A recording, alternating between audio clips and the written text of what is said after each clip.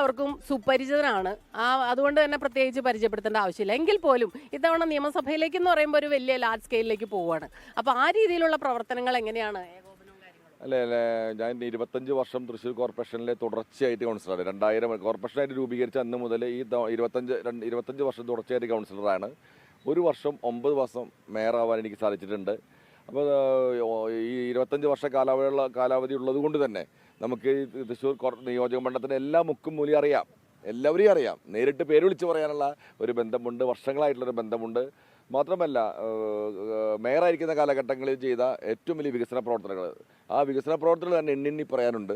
അത് ജനങ്ങൾക്ക് ബോധ്യമാണ്. അപ്പോൾ 1/4 നൂറ്റാണ്ടായിട്ട് തൃശ്ശൂരിലെ പ്രാദേശിക രാഷ്ട്രീയത്തിലുണ്ട്. കൈവെള്ള പോലെ തൃശ്ശൂരിനെ അറിയാവുന്ന ഒരു ആത്മവിശ്വാസമുണ്ട്. എനിക്ക് തോന്നുന്നു അതിൻ്റെ കൂടെ ഒരു ആഡഡ് അഡ്വാൻറ്റേജ് ആയിട്ട് LDF അവരുടെ നിലവിലെ MLA സ്ഥാനാർത്ഥിയാക്കിയിട്ടില്ല. അപ്പോൾ അത് ഒരു ആത്മവിശ്വാസം കൂട്ടിയിട്ടുണ്ടോ?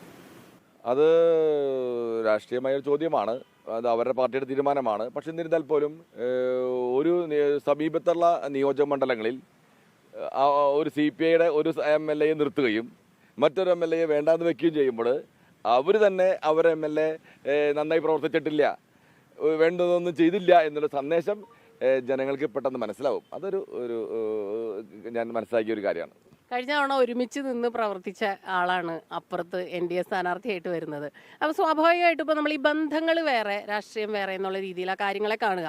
അപ്പോൾ നമ്മുടെ കാര്യത്തിൽ എങ്ങനെയാണത്? പത്മജേച്ചി അപ്പുറത്ത് നിൽക്കുമ്പോൾ പൽപ്പേച്ചി കോൺഗ്രസിലായിരുന്ന കാലഘട്ടങ്ങളിൽ പൽപ്പേച്ചിക്ക് ഇലക്ഷന് വേണ്ടിയിട്ടുള്ള വർക്കിങ്ങിനുള്ള കമ്മിറ്റിയിലൊക്കെ ഞാനുണ്ടായിരുന്നു. ആത്മാർത്ഥമായി ഞാൻ പ്രവർത്തിച്ചിട്ടുണ്ട്. ഞാൻ താമസിക്കുന്ന ഡിവിഷനിൽ പോലും പൽപ്പേച്ചി പരാജയപ്പെട്ട സമയത്ത് പോലും ഞങ്ങളുടെ പ്രവർത്തനങ്ങളുടെ ഭാഗമായിട്ട് അവിടെ നല്ല ലീഡ് അന്ന് പൽപ്പേച്ചിക്ക് ലീഡ് ഉണ്ടായിട്ടുണ്ട്. പക്ഷേ പൽപ്പേച്ചി തോറ്റു.